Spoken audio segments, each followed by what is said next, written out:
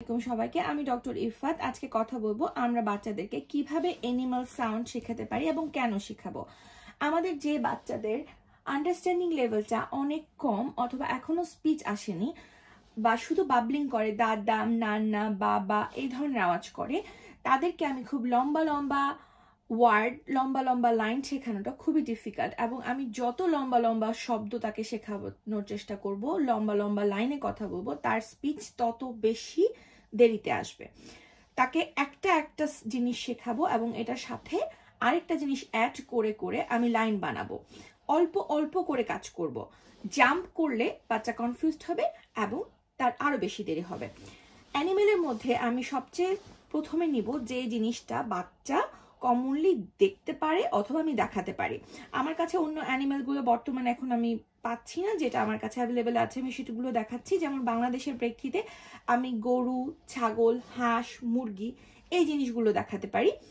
এগুলোর সাউন্ডগুলো আমি করতে পারি। যেমন ডাক থাকলে বলবো ডাক, বা হাঁস হাঁস হাঁস হাঁস, কোয়াক কোয়াক কোয়াক কোয়াক। গরু থাকলে বলবো গরু অথবা কাউ কাউ কাউ, মু মু।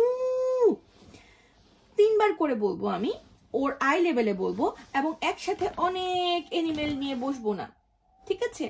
আমি সবচেয়ে ইজি গুলো নিব, যেগুলো বাচ্চাকে আমি সহজে দেখাতে পারি এবং গ্রামে গেলে অথবা জুতে গেলে যে জিনিসগুলো সে দেখবে সেগুলোই নিব। এবং যে অ্যানিমাল সাউন্ড আমি জানি না, যেমন এটা জিরাফ, জিরাফ কি সাউন্ড করে আমি বলতে পারি না, জিব্রা কি সাউন্ড করে সেগুলো আমি জানি না এবং শেখার কোনো দরকার আছে বলে আমি মনে করি না।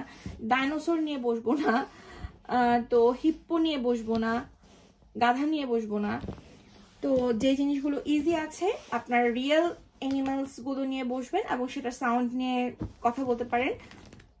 লায়ন রোর রোর, আমি কিন্তু এভাবে বলবো না lion said roar, lion said roar, lion said roar, এটা কিন্তু একটা লাইন হয়ে যাচ্ছে। তো আমি লায়ন লায়ন লায়ন, দেন আমি বলবো রোর রোর। যখন সে রোর বা আমি হাত দিয়ে এক্সপ্রেশনও দেখাতে পারি, যে গেস্টার দেখাতে পারি যে রোর রোর লায়ন রোর, তো আমি যত ফান ওয়েতে আমার বাচ্চার সাথে অ্যাক্টিভিটি করব, তার অ্যাটেনশনটা ধরে রাখা, ইন্টারেস্টটা ধরে রাখা তত ইজি হবে।